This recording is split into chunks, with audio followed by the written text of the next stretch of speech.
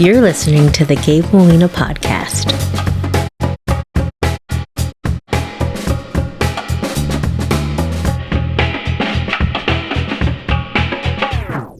A while back, I don't know what happened, but it turned off halfway.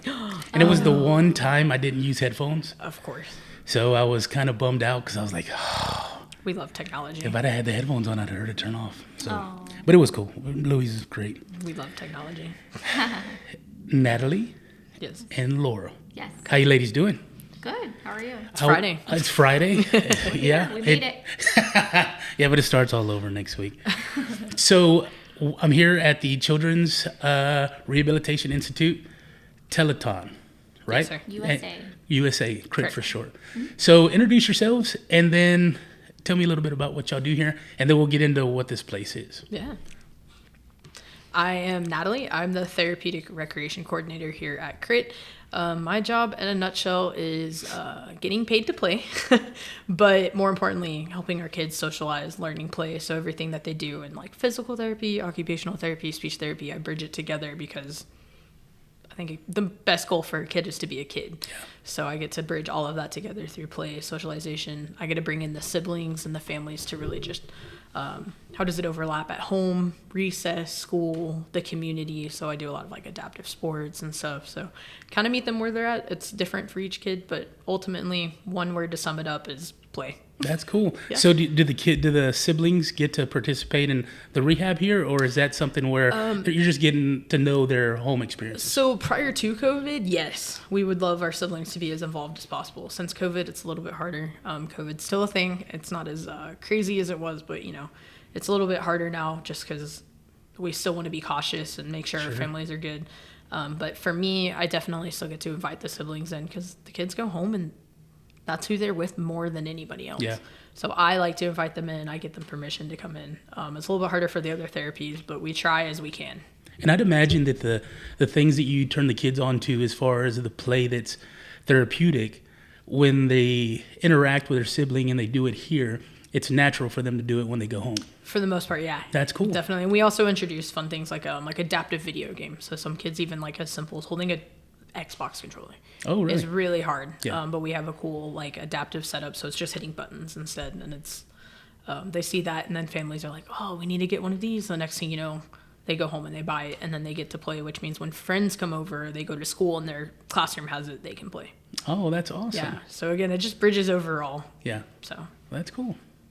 My name is Laura. I am a physical therapist assistant here, so not as fun Will you as... pull that a little closer to Yeah, you? of course, sorry. Not as fun as Natalie all the time, but real quick, I was going to say she does have the buddy program, which is something that they still do have the siblings come in, and I really enjoy it because all of the siblings that are able to participate not only exposes them to just having a person that is in that same experience. It's really hard for a lot of these kids, especially siblings, to not have the attention on them, I think. And it's like all of the needs are for the child that has the physical therapy or need for therapy here. And so when they come in, they meet a sibling, it's just really nice that they get to interact. And I really love buddy programs. I'm always giving her kudos on that. But yeah, my name's Laura. I'm a physical therapist assistant. I work more on large scale gross motor functional, function, I guess I can say. We do walking, we work on bed mobility, transitions, anything that's going to get you as functional as possible to do what we're sitting here, like literally just sitting here. It could be a potential goal for somebody. And what I really love about this facility is that we do have really high-end equipment that helps us in that. So we have the Locomat available here, which is like a large, eventually we'll see the tour, it's a large piece of equipment that has like a huge exoskeleton helping them walk, so actually moving their legs. Oh, so they physically. kind of get in it. yeah, our they kids totally call get it in it. robot therapy. So they look like cool Oh. like superhero robots. Yeah. It's very Avatar then. Yeah, Oh, well, am I too old? Are y'all too young for No, Avatar? we know it Okay. went over my Oh. head. I don't know. You just need to watch Oh movies. no. But in general, it's really cool, and it's adapted to kids. So it has like video games on there, so it is able to register which muscle is moving, which will activate the avatar, I guess, the person on the screen, to run faster or to like lift their leg higher to stomp on something. So It's a very Gotcha. smart technical machine. yeah. That's pretty cool. Yeah. And it can tell you, it can track all of it from distance to what muscles are activating, and it's also can stop if you step incorrectly or you don't activate the correct way. Yeah. And we can adjust, TR does not do this, but they can adjust like how sensitive it is. So it can do no stops just to get the motion going, that muscle memory, to all stops because they're not doing it correctly. Oh, okay. So like Yeah. maybe if they were doing it outside of that machine, they might fall over or something. So Correct. it would keep them from doing that. Yeah, movement. you're literally harnessed in and then lifted up, and then these, like she said, this exoskeleton, so it clips on the outside of their legs and it forces their hips to be correct in a walking motion. That's awesome. So we take that for granted, but it's a good like endurance building and things like that. So that's a very sought after piece of equipment. For a while, we were the only pediatric facility that had it. I do not believe that's true anymore.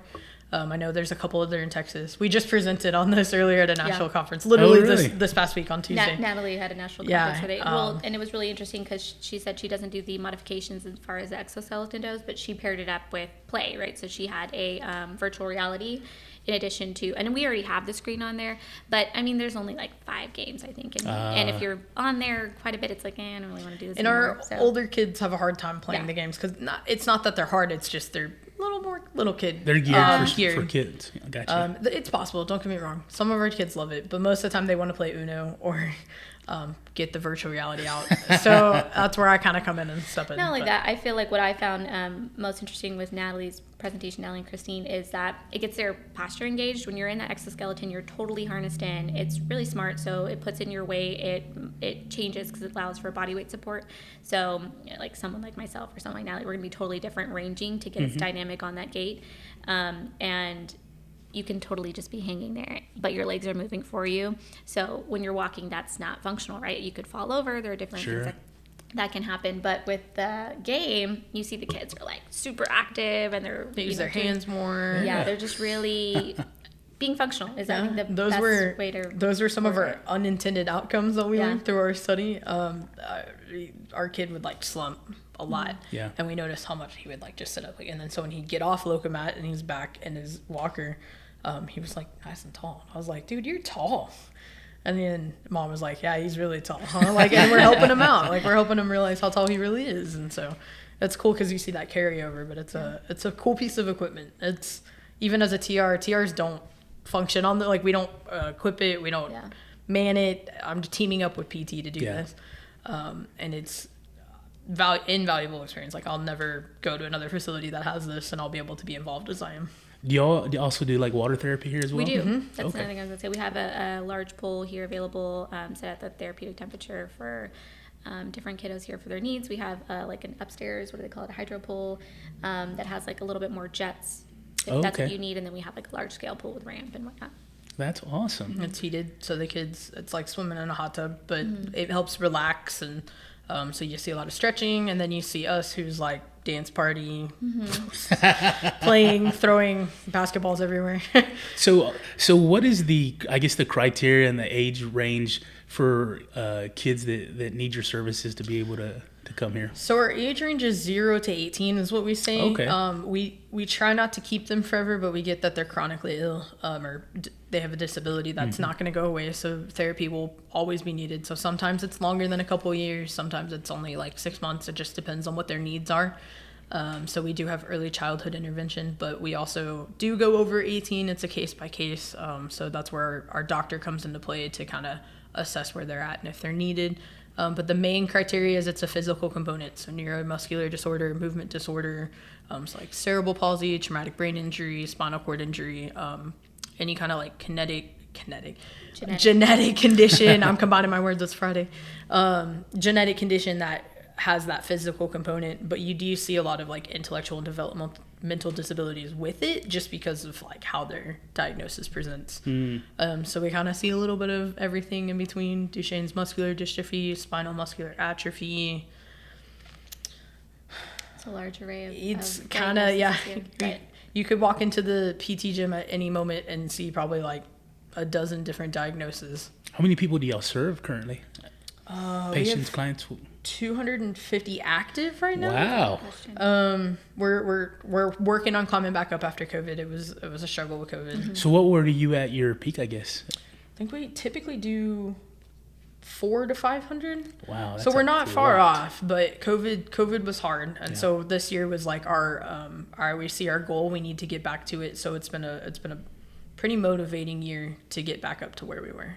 a large part of our patients here that we were serving were from out of town. So whenever COVID happened and they were having so many travel restrictions, a lot of them couldn't come. So a lot of and we've recently gotten back together with the intensive programming where we do have out-of-towners coming in, but they're kind of slowly making their way back. And it's a little bit more scheduled and detailed versus before.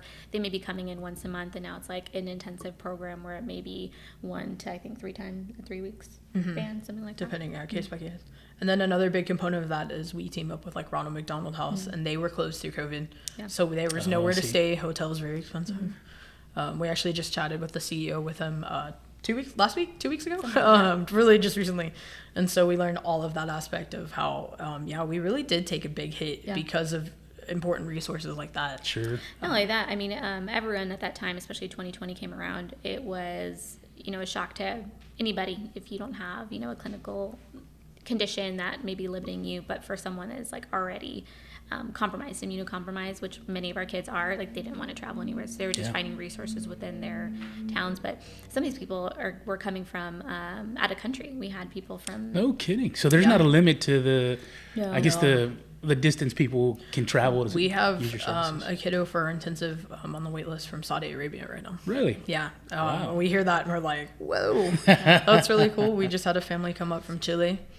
Really? Which is really cool. And it's common. We see it a lot more. We're about to see a lot of returning faces come back from out of country as well. Well, I'd imagine that it's something, it sounds, like I said, we haven't seen it yet, but it sounds pretty awesome. So I'd imagine when you have those services available to you and then COVID hits and they're no longer there, that's got to be really difficult and frustrating for families and including the kids as well. I know personally for like my position, it's awful. A lot of places had to cut staff, and we saw a little bit of it here. Most we managed to stay going. We had to switch to working at home, but socialization was essentially completely cut off, and that's like we have 4 core pillars, and socialization is one of them. Yeah. And so I had to get really creative of like, how are we going to do this through a computer screen? And I don't like computers. That's my brother's the computer nerd, and I had to get really good at like Zoom and all that, and we had a conversation before we started recording, of course, of like, we were really invited into their home, and we saw this whole different aspect of like sometimes at the front when they come into the building, and that's okay. Yeah, that's fine. But it was really, really hard, and so we learned a lot with it. And it now that we're coming back to life, it's interesting transitioning back. I don't think we would trade it. We love being in person more. It's way easier. And I'd imagine that interaction and the kids being able to see kids in similar conditions that they're in, or just in similar situations, being able to see them interact and play, it's motivating. So I know like a big part of like what I'm doing right now is we finally got the green light back in the summer to be in-person groups. So that's a big part, again, that's socialization of what I get to do. There's not, other therapists in the building don't do groups because it's so one-on-one, case by case. We can put 2 kids in the same room with the same diagnosis and they present differently. So it makes sense that physical therapists don't have a group. Whereas me, the socialization steps in. And the biggest barrier that we're facing right now of even trying to get people back into groups is like, my kid didn't socialize for 2 years. We need to start at super baseline. Yeah. And then we'll move into a group. And so we even see that with his age group. So well, I have a daughter who was born in March 2020. So wow. Yeah, so it was kind of a different like COVID in general was just a mess, of course, but I was out for the maternity leave and we came back and it was still online. So it was kind of a weird blessing for my family because we were able to stay home for an additional, I think, like 3 months of what felt like maternity leave, but we were working from home through telemedicine. And then through that, a lot of my patients got to meet my daughter as a baby because it was like I was at home and they're like, hey, let me see your kid. So I'd bring her up on the screen, and then she was like motivation to keep them going. You can only do so much, especially physical therapy. Over the computer is just really hard. And you do have to get really creative. And something she mentioned before is just, I feel like it really helped me become a better therapist, helped me understand what's in their home. Hey, you don't need to buy all this expensive equipment, but we need to modify whatever you have at the house to help you get to where you can. And then I'm like, here's my baby, let's keep doing reps. Well, and so it's just funny. I think another big component that COVID taught us was like, not just our kids are resilient, but our families as a whole is like our parents became parent, teacher, caregiver. So some that had nurses no longer had nurses because they weren't going to invite someone in that could potentially bring in COVID to their immunocompromised kid. So we watched a lot of parents say goodbye to their home health and things like that, and that's tough. Like, you're not going to invite a stranger in, and it's not even a stranger, but I don't know who you're hanging out with. And that was like when we were using those words, so we had to be really 6 feet apart, right? Like all of that. And so you watch the parents step into a whole new role. And I know it was very frustrating at a lot of times because that's the last thing they want to do. They just wanted to turn the computer on and walk away and let their kid do it. But a lot of our kids can't sit by themselves. So you learn how to work with the parent a lot more. And I think it became a lot more like appreciating when they came back into clinic because I saw a lot more parents willing to go back to the PT gym and learn when we returned back to clinic. And that was really cool, watching the light turn on kind of deal. Well, I'd imagine that's got to be something that maybe not every parent is going to be like, hey, I'm excited to learn this stuff. But there's got to be a handful of parents that now they're, instead of just dropping the kid off, they're more invested now.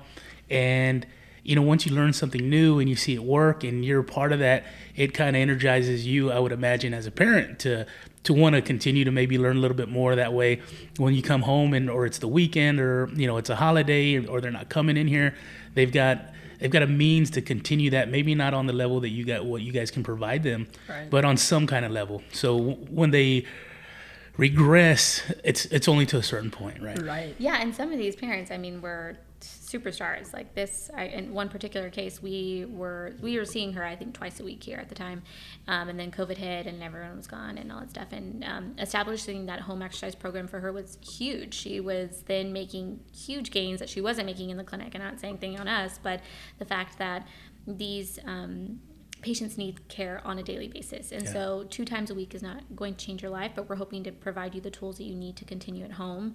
And some of the families that wasn't clicking. And once COVID hit and they started getting hands-on with their kid, and just like you said, like noticing a difference, like, hey, he's really sitting by himself, or whatever the progress may have been. This little girl was sitting by herself with use of different immobilizers and assistance, but before she wasn't able to do it at all. And that was all thanks for her mom. And she was just like so appreciative of what came of COVID. And again, it's like one of those weird like blessing in disguise things, but it really was eye-opening for her. You're gonna make me watery-eyed. I think one of my favorite things also that's like the ultimate thing here at this place, I will tell you that. It happens all the time. Probably once a week maybe. One of my favorite things also returning back to clinic after COVID. Don't go back to COVID. No, please be a thing of the past. We can only hope and pray. Our parents, it was so funny because TR is, our kids will not as willingly run up to their PT and give them a hug, and then they see me come around the corner and they're like, Natalie, and they like sprint into my arms, and I'm like, I didn't know you could. I'm rolling my eyes. There's a lot of that are like, we get it, Natalie's your favorite, and I try to like share the love, but I can't help it because we share play. it. Keep it. It makes me feel real good. But the parents love to come in because they learn like, oh, we have these resources at home. How can you teach us to play? And then for a little while there, I was like having to tell parents to be like, can you stay out in the lobby? Because like your kid doesn't know how to socialize without you. Yeah. And so that was one of the funniest things to me was like, some of the other therapists were like, no, I need you back here so I can show you. And then there I am going, hi, can you please like leave so I can like have your kid learn to be without like who they are without you. Well, I'd imagine there's a tricky line there where, you want both of those, right? You want the parent to be interactive, but at the same time, you want the kid to kind of open up a little bit more. And sometimes you got to send mom or dad out in the lobby. So exactly, it happens more than not. Yeah, and even in PT, it's the same. Your kid's a totally different person in front of you a lot of times, and so like they are very attached to parents at times. They don't want to do anything, and the mom leaves, and I'm open for whatever you want to do to me. And I'm like, what is going on? But now that I have a kid, I'm like, this makes sense. Just happens. We had a kid this morning. We went next door and played, and the park is open, Morgan's Wonderland. And Dad didn't come, and he was kind of like grateful for a little bit of a break. Teenage, so he just wanted to sit and talk, and that's where the perfect group for that. Like we can talk about what we hope for. One of his questions was like, if you could go back and change anything, what would you like in time? And I was like, this is really deep for a 13-year-old, but like, oh really? How many times does he get to do that if like Dad's around, you know? Yeah. And I'm sure it happens. It's a cool family, but you know, there are times when you do get those, you get to really see a glimpse of who the kid is without mom or dad around. Yeah. So it's funny, we just had that literally happen like 2 hours ago. Well, you know what's crazy is like, you don't think about it, or I don't think about it when you see a place like this. You think, okay, you provide a service and the kid gets a service, and that's amazing. But there's times in between, there's little in between moments where, you know, you're behaving on a capacity larger than just the therapy or you know, getting them to do physical things. You're interacting emotionally and you know, intellectually, and it gives them an opportunity to learn, even just have a conversation with somebody that they don't typically converse with, you know. And that's a little bit of therapy too, I guess. For sure. It's very humbling. Our case study that we talked about with the Locomat and the virtual reality, like our kid hit a huge goal the other day, and to us 806 meters is not a lot. Like that's what, 2 laps around the football field, and him, that's everything. And like he broke down, and like mom broke down, and like then I'm breaking down because I cry when I see people cry, and like it's very humbling. And it's one of those where you're like, this is why I go to work. This is why like we're a nonprofit, and so I mean the pay isn't the great, but it doesn't matter. You know, that's we do what we do because we love what we do and we love who we serve.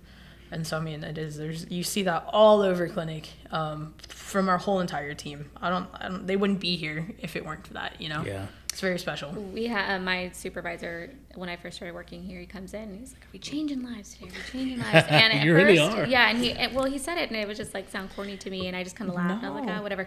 But like, I mean, you totally are. And then, like you said, even though like my main job is physical therapy, and that's what we're doing, it's like you get so involved in their lives, and they start telling you how much whatever you did has helped them. And it's humbling. That's the best word for it. Even you don't realize how much you're helping on a take it to our step up. So I'm a coordinator along with her supervisor, and he'll come into a meeting with our CEO and our COO and like head of HR and like upper management, right? And he'll say, not a huge update from PT, we're just changing lives. You know, and like, and then it's really cool to watch our CEO who like will come downstairs and she knows names. It's not like she does not hide in her office all day. She goes to our events. She goes and advocates. She knows our families very well. You go and you see her in the community, working for CRIT and doing it because she loves what she does. And I don't know how many other places get to say where their like upper management truly is pushing through major barriers so that we can keep coming to work and keep serving these kids. And it trickles down, like it really does. And so if she wasn't so motivated, we wouldn't be so motivated. But I mean, how many people have upper management that know who they serve? Yeah. She knows most of our families by name. And when I say most, it's because like maybe they just got started and she hasn't got a chance to meet them yet. And then she'll never forget after that. Like that's impressive. Well, there's got to be a little bit of jealousy for her, I'd imagine, because it's the interaction and the hands-on that, you know, upper management kind of sees and goes, man, I want to do that. Well, so whenever we have buddy events, it always cracks me up because she'll make an appearance. And I always go like, hey, thank you so much for your support. Like this means so much to have like your CEO come and show up, right? And I don't think she's intimidating. Like a lot of people are really intimidated to go to their right. I could walk into her office right now and like just have a conversation and it would be awesome. Yeah. But you know, she'll tell me, she goes, these are really easy events to come to because they're fun. Yeah. She's like, I get to come eat, I get to come connect with our family. It's like, I don't have to worry about it. And I'm like, okay, that's like, awesome. Okay, that makes me feel good. But you know, like, sometimes they're very, very easy for her. Like last week they were down in Laredo for a gala.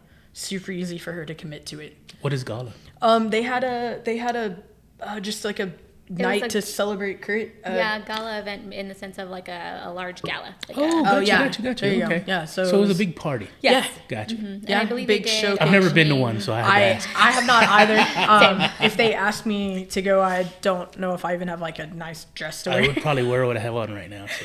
Yeah, and so I think they did some auctioning off of items. And again, we are a nonprofit, so first and foremost, we really need to make sure we are meeting the numbers in order to stay and be able to serve the people that we do. And every year we have a annual Teleton event. So that's something that's broadcasted on Univision, I think in December, right? Every year. It's been changed every once in a while. What is the event? What goes on during the event? It's like a 17 to past 18. years. It's been over 24-hour production. It's like one of those literally huge TV telethons. Old school Oh, telethon. gotcha. So that's where Teleton gets the name, right? Yeah, right. and we, Okay, I and got I you, guess, I don't know if this is something that you're aware of. This is a United States facility, but there are, I think, 14 or something. No, it's like over 24. You're right, 20 Oh, really? or something locations. When we in step back Mexico. out, you'll see all of the pictures on the wall.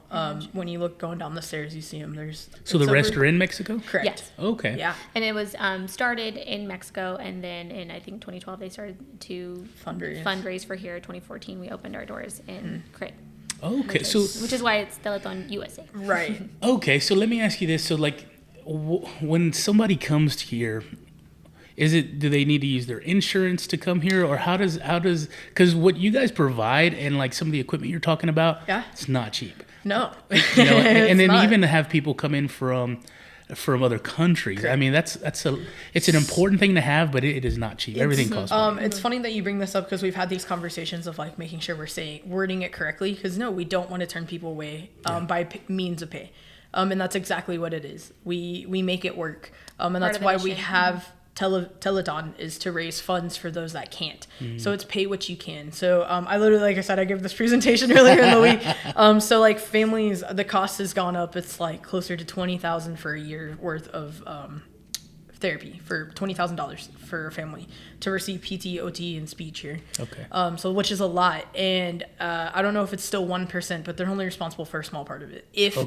Then we do take private insurances, Medicaid, Medicare, things like that. So if that doesn't cover it, then you look at like the sliding scale, and then the conversation keeps going from there. Right. And so there are ways to get through that. You know, if insurance can cover it, we take insurance. Okay. And that's most of the case. It really is.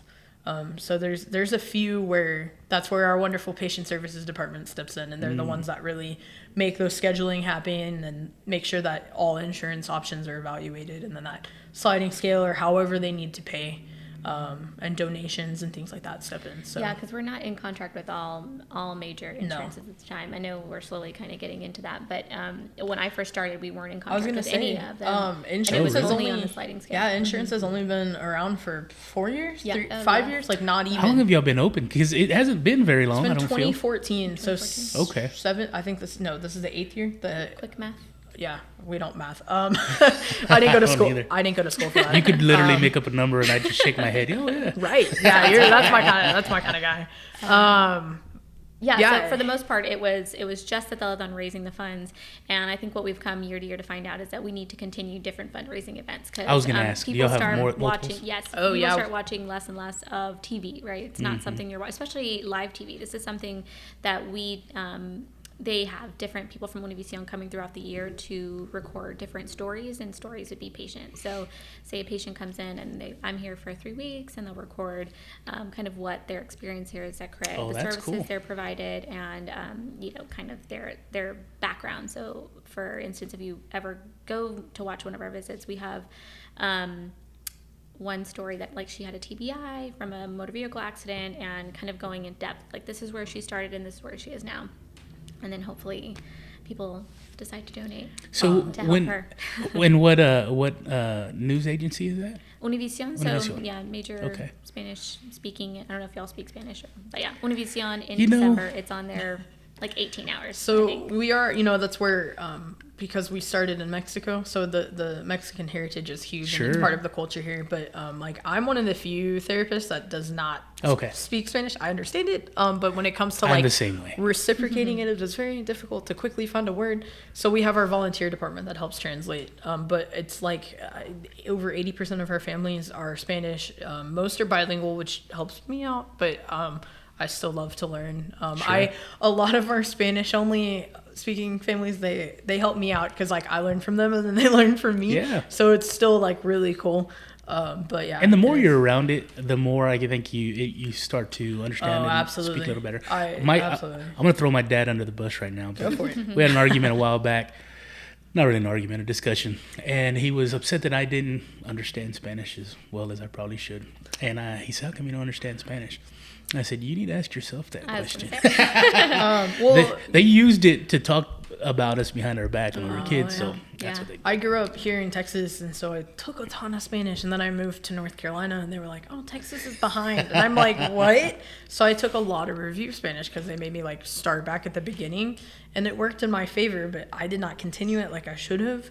So being back here has been like a really nice refresher, and I'm like, oh, that's right. That's how you say this. Or I have like friends like Laura who come and I'd be like, quick, help me out. And then they help me out. And even though I consider myself fluent in Spanish, I'm not like grammatically correct at any time. So I always tell the I learned that the hard way too. And they correct me, but I always ask them like, hey, just let me know if I'm saying this wrong. I need to correct my Spanish, and so they are more than happy to correct me. The little bit of Spanish Dad did teach me, I learned later on that it was actually Tex-Mex. So right. I learned that the hard way too. That's all I was like, there's a difference between like the Tex-Mex and then like street Spanish versus like textbook, which is like very proper. And you'll see that here. It's very interesting. It's a cool dynamic. Before we lose Laura, I had a quick question on, I guess, where people can get more information on you guys. Like, I know that you have some videos. I've seen some videos on YouTube, and there's some links and things like that. But where can people, I guess, if they want to learn more about you guys or how to donate and those kinds of means? Yeah, of course. What are some places they can go? I think our website is creatusa.org. Yep. You got it. creatusa.org Okay. Here. Yep. We are on all social medias, I believe, Facebook, Instagram, at TeletonUSA, Twitter. We're on YouTube. Okay. If you go to our actual main website, it'll give you the links to a lot of our stories. We did talk about this right now, but Natalie and I currently do a podcast for Crit, and a lot of them are to highlight some of the stories that you may or may not see in the Teleton, but just to kind of continue to educate. So I think the biggest thing for myself that I've learned here is like we are helping patients and families in a functional level, but also just to like advocate. And you're probably better at this with socializing and that being part of your pillar, but I think that's something that I learned the most. And so they are just like, the kids are way more naturals in front of the camera, if that's something to say. When I came in and they're like, hey, just so you know, you're part of this organization, you're most likely going to get filmed while you're doing therapy. This is not attractive. Like, you're sweating, you're holding someone up, like, you're doing weird things. And the kids are naturals. I'm not to be ugly, but we're watching the kids. I'm just saying. Yeah. No. And I'm just saying, because that's exactly what they told us. Like, no, they don't always worry about catch it. me, like, as I'm getting out of the pool. And, like, my hair is, like, in a gross, wet bun. And I'm like... Okay. And it's just something you just live with, but the kids are naturals, and they are just like, I really feel like it gives them a voice. So at first it kind of weirded me out that we're gonna have cameras in the session, but then you really feel like it helps the kids, and sometimes it helps them participate better because, hey, cameras are on, we got to get you going, right? We have to get you working, and so I always think it's helpful. Our kid on the Locomat with the VR, sometimes tours come in. And sometimes the cameras are with it. And I'll be like, all right, dude, the cameras are coming in. And you just see him, like, sit up even more. And I'm, like, cracking up because I'm like, dude. He's getting in the character. Man. It cracks me up. He gets really nervous around it. So I, like, try to, like, prompt him as much as I can. But our YouTube does have all of the stories available from the past just with TeletonUSA. Mm-hmm. Okay. Yeah, you can just look in the search. I looked at it the other day, again, for our conference that we were just presenting at. So... Yeah, and it's really interesting. You'll see the kids. I think the best part about working in a pediatric facility, I've been here for 4 years now, is that you literally watch these kids grow up. So sometimes they're kids now, they're like teenagers, like little humans, like men and women. And like, this is so weird. So you can see back in their stories and see how much they've really grown or how much they've progressed. I'd imagine the connection that y'all build between, you guys and the patients gets pretty strong when they're here several years in a row. So it is. I don't even want to think about goodbye. Like it's really, and I know like we can't be here forever, but it's already like, I don't want to ever say goodbye. Or we have some kids that are like about to turn 18, and I'm like already dreading, like we're in that last year of care, and I'm like, I don't want to, I just want to keep you forever.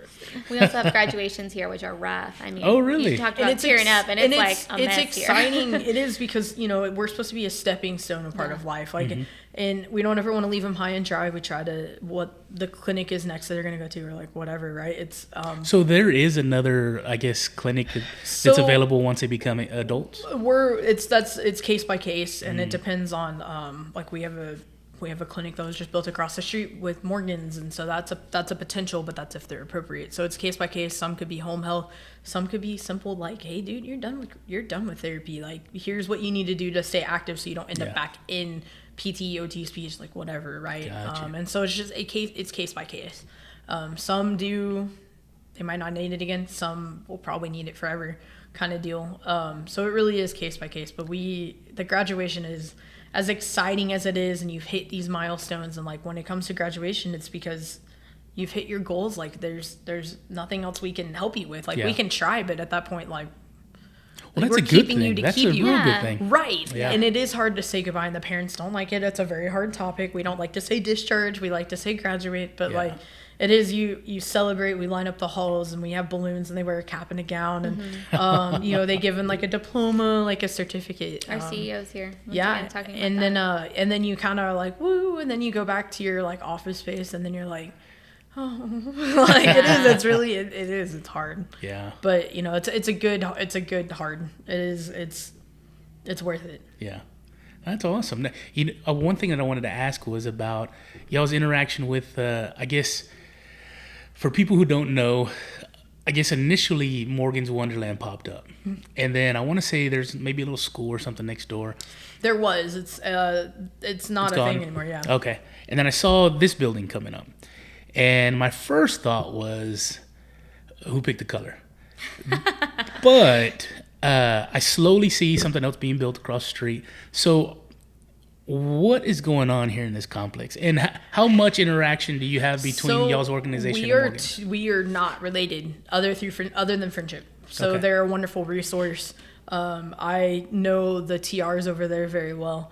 A lot of the therapists know the therapists that are going in next door. So they're building what's called the multi-assist center, and their ideas, they're full of doctors' offices, and so it's just another resource. There's so many kids on wait lists for services across San Antonio, and they saw the need, and there's not enough love to go around, and so they saw that need, and they got to build. It's a different facility. It's similar, but it's not the same at the same time. And so it's cool that we get to use them for resources, and then hopefully in return they get to use us at the same time. So And what's this new thing? it's called the multi-assist center. So MAC.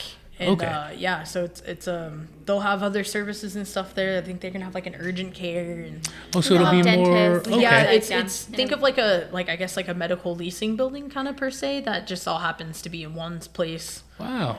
So it's an awesome Serving the same kind of resources. clients. Yeah, and then Okay. they're also going into adults too, Yeah, which is luckily theirs is a large really range. cool.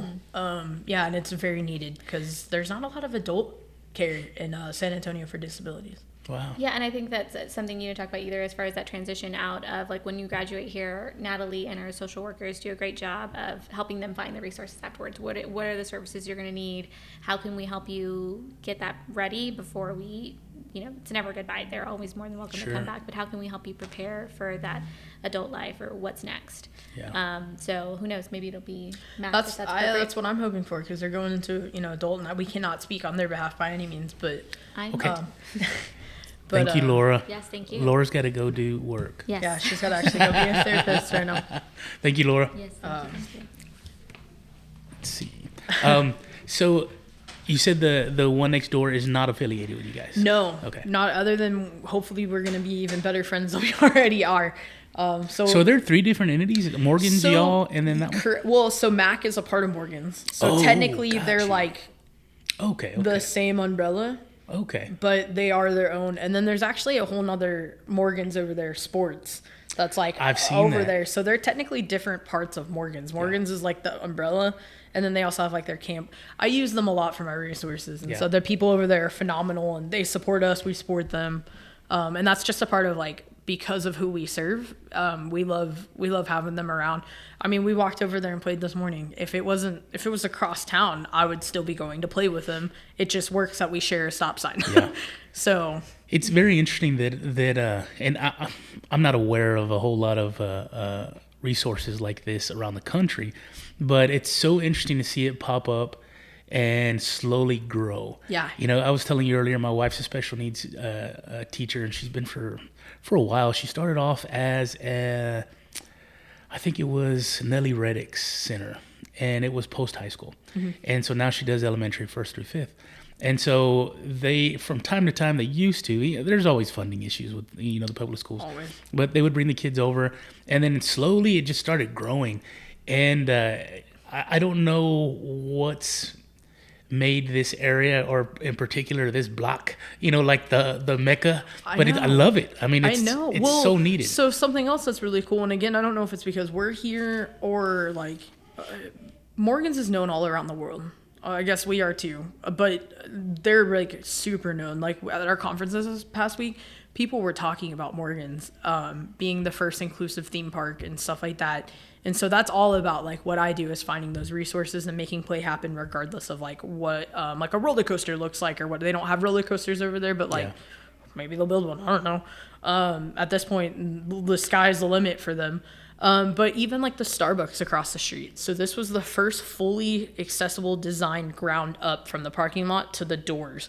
So you'll see accessible Starbucks, but they were like renovated. So a lot of the doors weren't automatic. And you'll see a lot of Starbucks now where they either have it because they put it in later, or they're like automatic because they have the button and the door just like swings out.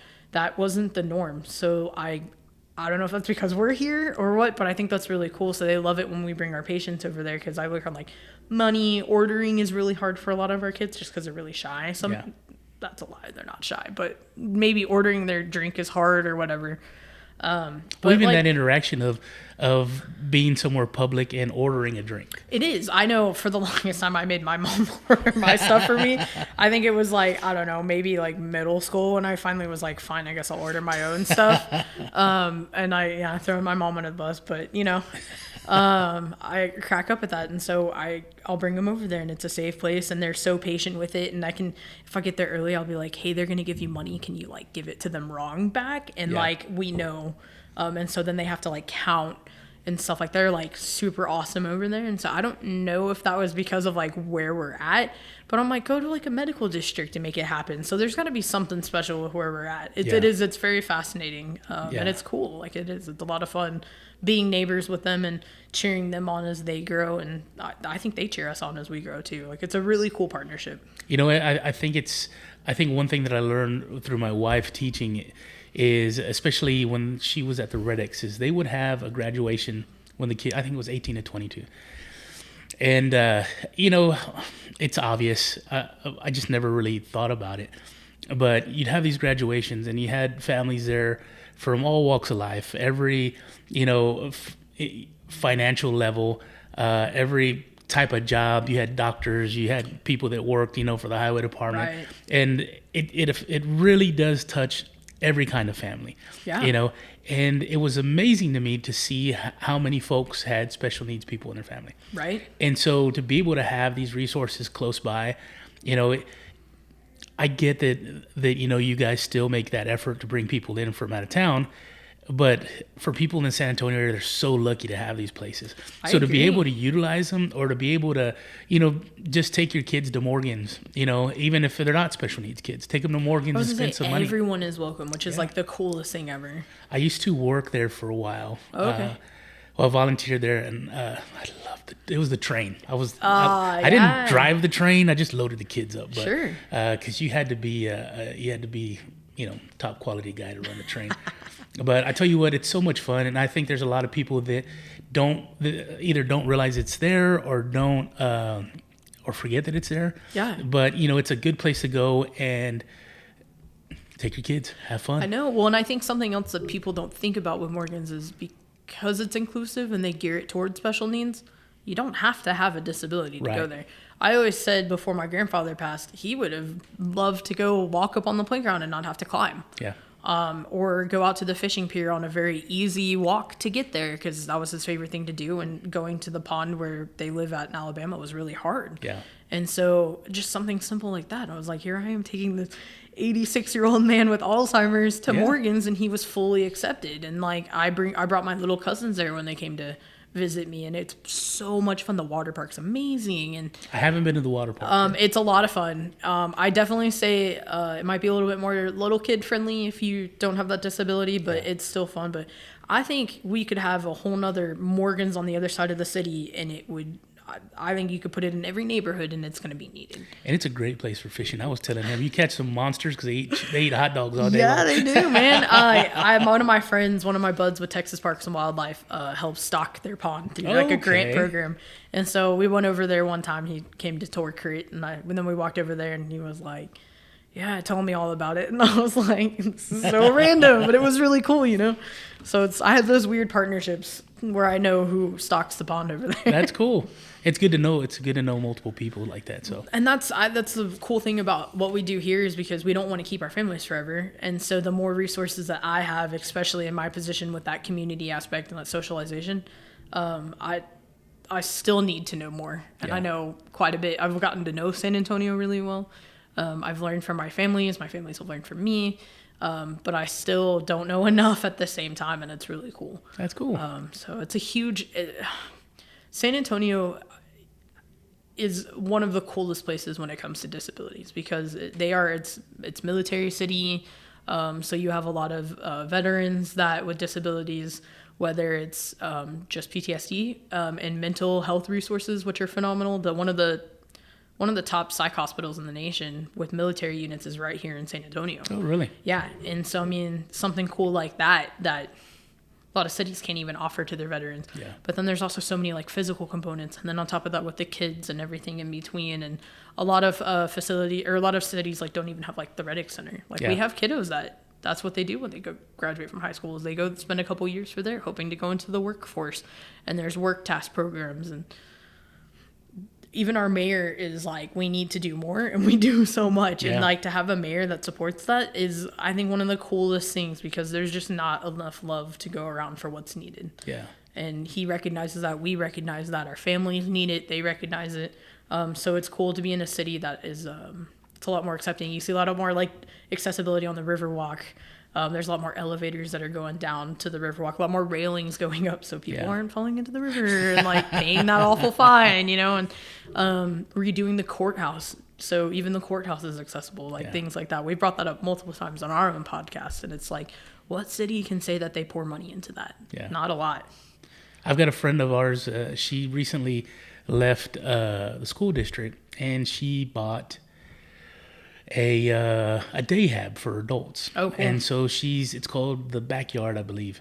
And, she recently purchased it. So her goal is currently it's kind of a place that you go and it's a day hab. So they hang out, they do things, and she's trying to bring in more of an educational aspect to it. So, cool. So there's so many things out there and so many resources that, There really is. One of my biggest dreams is I'm a camp person. My undergrad is in recreation management. I'm summer camp through and through. I love it.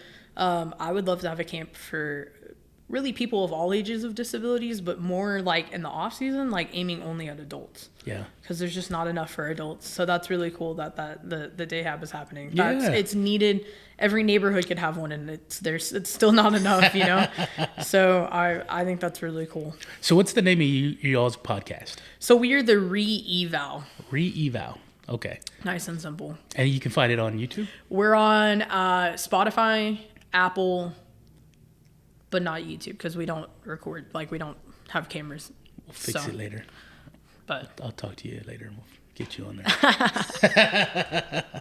Make it happen. And so, and then what's the website again for this place? We are critusa.org. critusa.org. Mm-hmm. And the Teleton event, when is that happening? It's December 17th, Saturday, December 17th. And this year is a little weird. Univision. Yes, on Univision. And it's a little weird because normally what happens is like Mexico has theirs typically like a week or two before ours.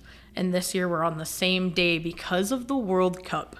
And Laura had mentioned that, television, live TV is like dying out. And I think our people are going to get really creative with trying to make it work with like Hulu, Netflix, like whatever, right?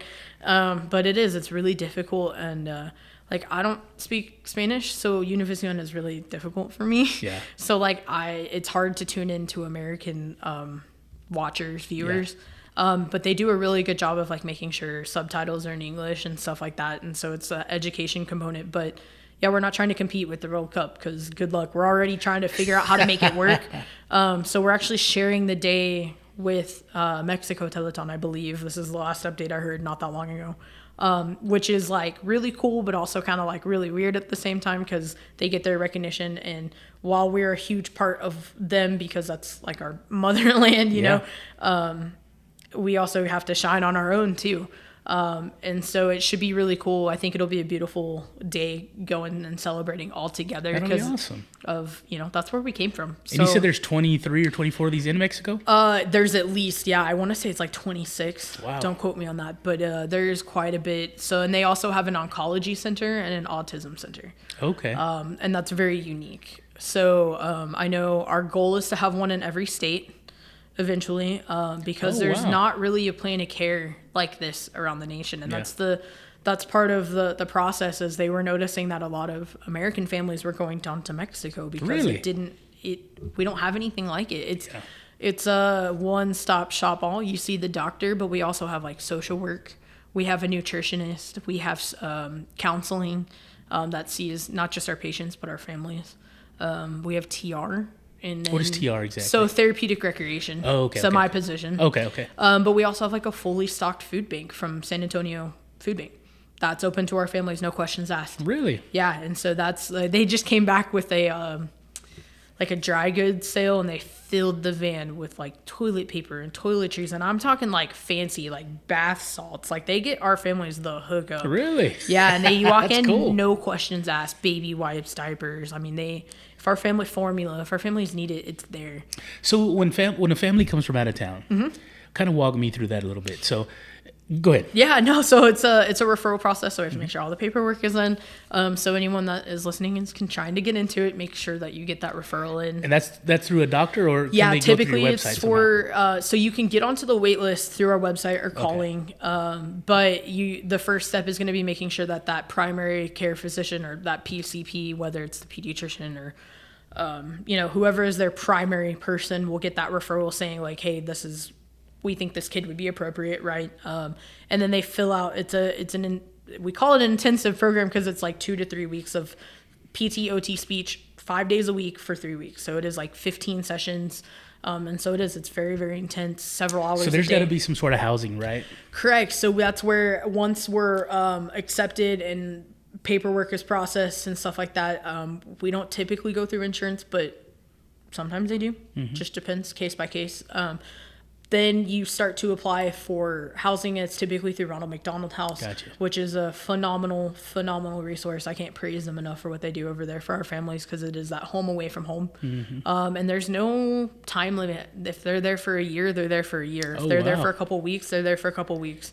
And a lot of people don't know that about them. That's amazing that they're able to accommodate so many people. I know, right? So we just interviewed the CEO not that long ago, and it was like probably one of the coolest interviews that I've done. And that's awesome. I know they support us. I mean, it saves like $30,000 to $40,000 a year for families, and it's their incredible resource. We're on track to have over 300 families staying with them this year, 300 nights, which is impressive after coming out of COVID. Yeah. But sometimes our families just prefer to go stay in a hotel. That's fine. It's your choice. But the Ronald McDonald House is there. Here in San Antonio, they can apply for public transportation if they want to use VIA. Okay. If not, they can get a rental car. I know some families try to start with VIA, and the VIA has like the VIA Trans, so they can get the van that is wheelchair friendly. Or, if they want to navigate the buses, go for it. I know it's not complicated to learn the VIA, but it can be intimidating if you've never been to San Antonio. So our social workers help you get those hookups with whether it's VIA or Ronald McDonald House. Just get that because that's how they move. If they need to go to the food bank, that's the means. Yeah, for them to and get so there. our food bank is actually on site physically in this building. You have one? Yeah, in the building. And I'll show it to you in a little bit. Wow. Yeah. But yeah, and so that's really cool. But you gotta lug that back to wherever you're staying. And so, but our families love it because they have a kitchen to cook in at Ronald McDonald House. So if they get our food here, and like I said, they get the hookup of good food. It's not like they're eating crappy fast food for 3 weeks. They've got the hookup, fresh fruits, vegetables. I mean, it's a good meal. Yeah. And then, once you're, our social work can also help with, sometimes they get the hookup through like Miracle flights. So they get flights covered. And then there's some grants out there, and they're the ones that know who to contact based on the situations. And so I don't have any grants off the top of my head just because it is crazy case by case, but Yeah. sometimes travel funds are helped, and or I don't know, sometimes covering the cover of the cost for the 3 weeks, because it's not cheap. Yeah. And so our families make these incredible sacrifices to come here for a couple of weeks. So we try to help them with what we can. They have the opportunity to help fundraise through like our coin boxes and social media and stuff like that. And so That's cool. We try to empower them just as much as to help them, at the same time. So, and then they come and they're here. And so some of our kids, like we have one kid today finishing up for 2 weeks and another kid finishing for 3 weeks. So, they've been here for a while, and then next week we get kind of a new batch coming in, and it's sad to see them go. And we know it's not goodbye, it's see you later. But well, that the services that get provided, everything that goes on here, the intensive therapy that you guys do up front, it's impossible to not feel like family at a certain point. It is. It's so hard. Like one of our kiddos, they're leaving back to Alaska tomorrow. And so for me, I'm like, man, but at the same time, like his goals are pretty cool. Like he rides 4-wheelers and stuff. So just like more control. And I'm like, man, I can't wait for you to go home and like crush that, like I can't wait to hear those updates when you're here next and things like that. And so it's really hard to say goodbye. Yeah. But we have families that like move away just because of that's what it is. And if they come back for intensive, cool. But like those are really hard because you weren't ready to like discharge them yet, and you selfishly want to keep them forever. But they should let you dictate when they get to leave. I would love that power, but I should not have that power at the same time. I think a lot of our therapists would love that. But there's also the same conversation of, when is the right time? Because we have such a big wait list. Yeah. And so we gotta, again, there's not enough love that goes around. Sure. We're only a set number of staff. And while our building is really cool and we're trying to make more room for more therapists, there's only so much space you can grow. And that's where those donations come in to help to keep our facility top notch. And this is a top notch facility. Really have some of the coolest equipment. It's housekeeping appreciation week too, so I got to give them a shout out. But I was joking with someone the other day. Before COVID, our cleaning standards were like already crazy high, yeah. And then COVID hit, and we were like 14 times more than that. And then we've kind of backed off a little bit, but I think we could drop to like below the standard we were before and still be overdoing it. Like we have, I'm a swimmer. I've been swimming my entire life, competitive swimming, swim in college, like all the above. And our locker rooms, the only locker room I would ever walk in barefoot because of how clean it is. Yeah. I would eat off the floor in there. And that's just, we have a top-notch facility. We have an incredible crew to maintain it. They support what we do. If a kid, I don't know, it happens, like throws up or goes to the bathroom or something, they don't ask questions. They just come in and they do it and they smile and then they go to the next thing. Well, that's one thing that I think it gets overlooked a lot are the folks that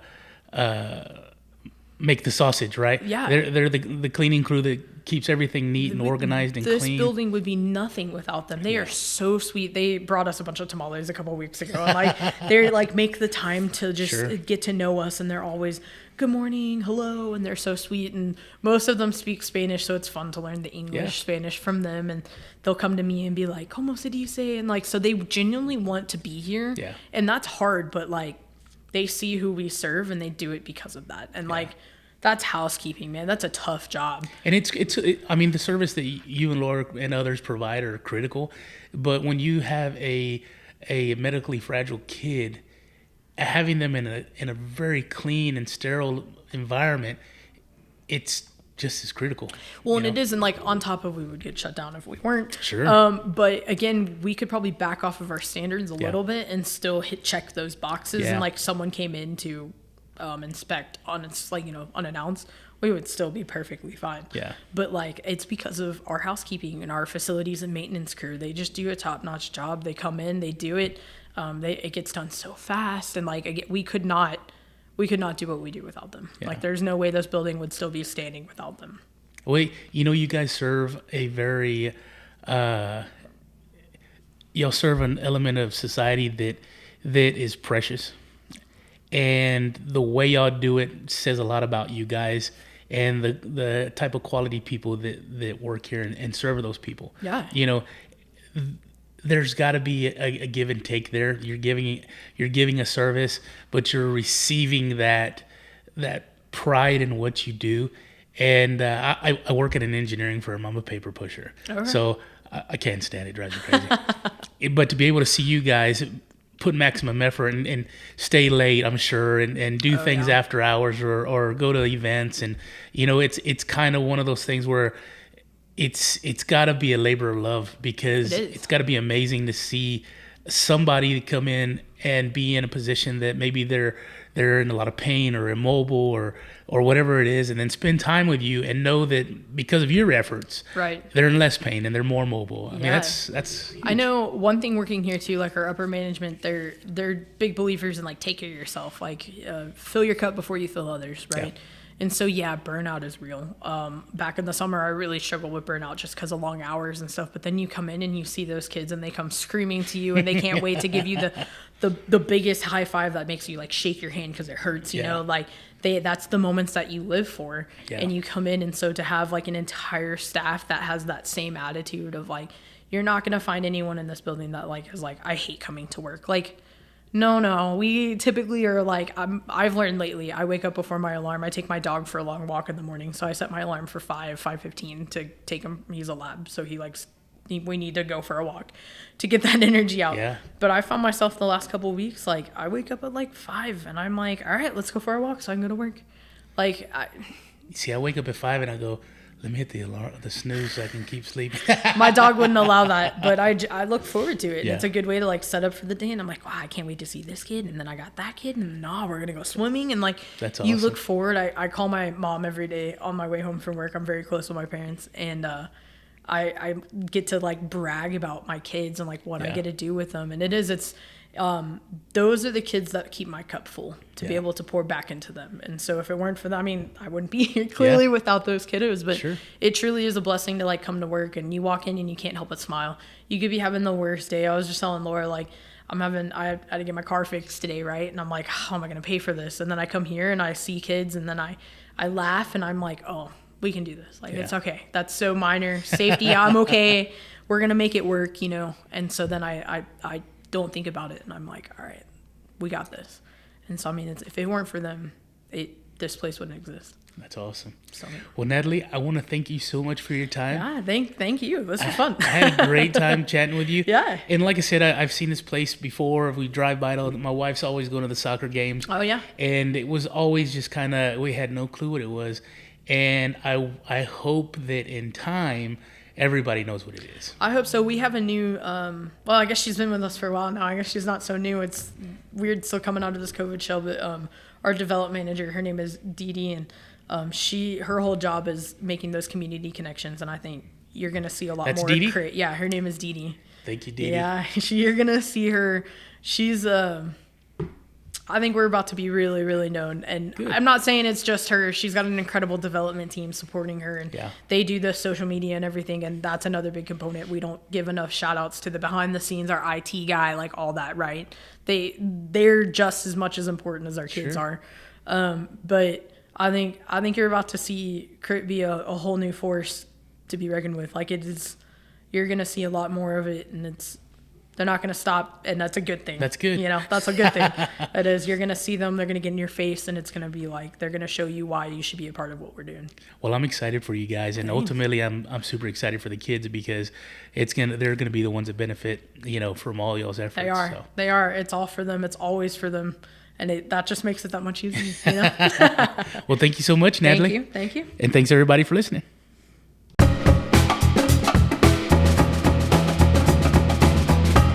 Thanks for listening to the Gabe Molina Podcast.